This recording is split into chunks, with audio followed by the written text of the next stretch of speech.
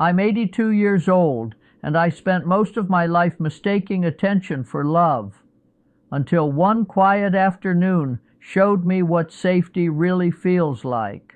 I'm sitting by my window as I tell you this, the same window I've watched seasons pass through for nearly 20 years. Autumn leaves drift down, slow and careful, like they're thinking about where to land. I used to think I understood people. I raised a family, kept a home, held hands, broke hearts, and had mine broken too. But there was one thing I misunderstood for most of my life, and it shaped every relationship I ever had. What it means when a woman truly feels safe with you. I didn't learn that until it was almost too late. I was born in 1943 in a small town where everyone knew the color of your front door and the sound of your footsteps. My name is Eleanor. Most people called me Ellie back then. I grew up watching my mother move quietly through the house, like she was always afraid of disturbing something. My father was a good man, I think, but he was loud, not just with his voice, with his presence. When he entered a room, the room belonged to him, and I learned early that love meant adjusting yourself to fit someone else's shape. I married young, 19. His name was Thomas. He worked at the mill, had strong hands, and a laugh that filled the kitchen. He never hit me. He never shouted, but I was always careful. Careful with my words, careful with my opinions, careful with my moods. I thought that was just what being a wife meant. By the time I was 30, I had 2 children, a house that always smelled faintly of laundry soap, and a calendar full of obligations. PTA meetings, church bake sales, dinners with neighbors. From the outside, it all looked steady, but inside, I was always bracing. I didn't know I was. I just thought that's how life felt.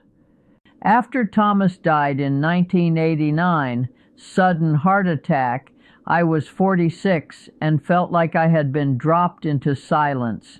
No more footsteps, no more keys on the counter, no more laughter in the kitchen. People kept telling me how strong I was. I believed them, and strength, I learned, was being needed, being admired, being wanted. So when men came into my life after Thomas, I paid attention to who wanted me, not who understood me. I mistook intensity for intimacy.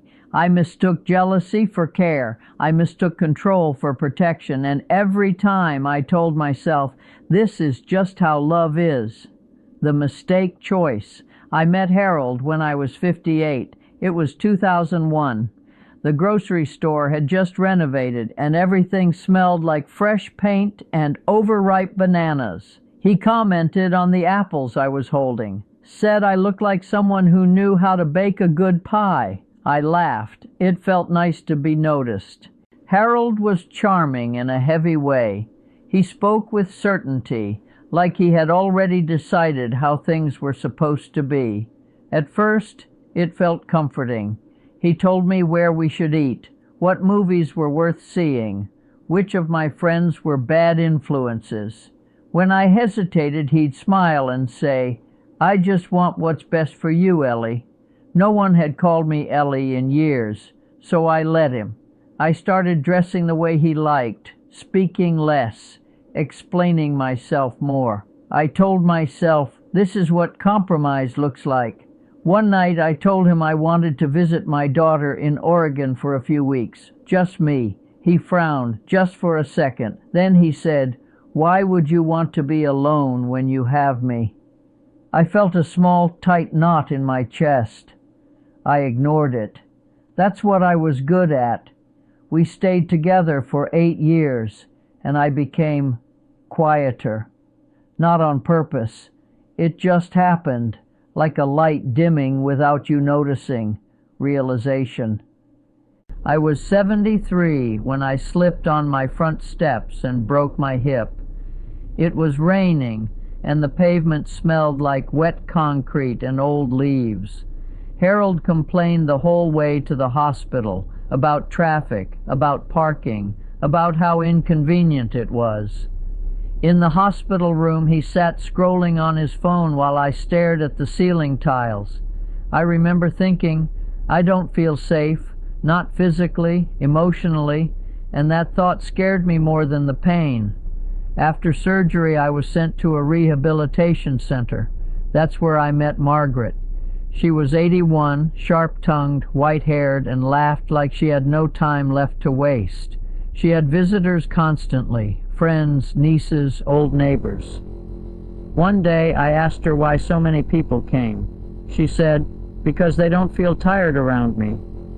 That stayed with me. When Harold visited, I felt like I had to perform. Be pleasant, be grateful, be easy. Margaret's friends came in messy, crying, laughing too loud, saying the wrong things. They were themselves. One afternoon, a young nurse named Daniel helped me walk down the hall. He spoke softly, told me when to rest, asked before touching my arm. When I apologized for being slow, he said, "There's no rush. I'm here." I felt something I hadn't felt in decades. I felt unguarded. That night I cried into my pillow, not because I was sad, because I finally understood what I had been missing. Safety wasn't about being protected. It was about being able to breathe. I broke up with Harold 2 weeks later. He said I was ungrateful. I said nothing. For the first time, I didn't explain myself. Present day.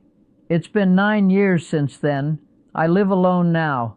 I have a small garden, tomatoes that never grow quite right, a cat named Juniper who judges me silently.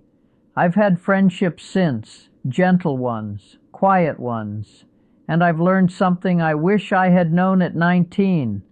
When a woman feels safe with you, she doesn't have to shrink. She doesn't have to calculate her words. She doesn't rehearse conversations in her head. She doesn't flinch when you're quiet. She rests. I didn't know how tired I was until I wasn't anymore. I think about all the years I spent thinking love was something you earned by being agreeable, by being small, by being useful. No one ever told me love could be calm. I watch young couples now, hands tangled, laughing into their phones, and I want to whisper to the women especially. Pay attention to how your body feels around them, not your heart, your body. Is it tight or loose? Are you performing or breathing? Safety isn't loud. It doesn't demand. It doesn't test you. It doesn't make you prove your worth. It simply lets you be.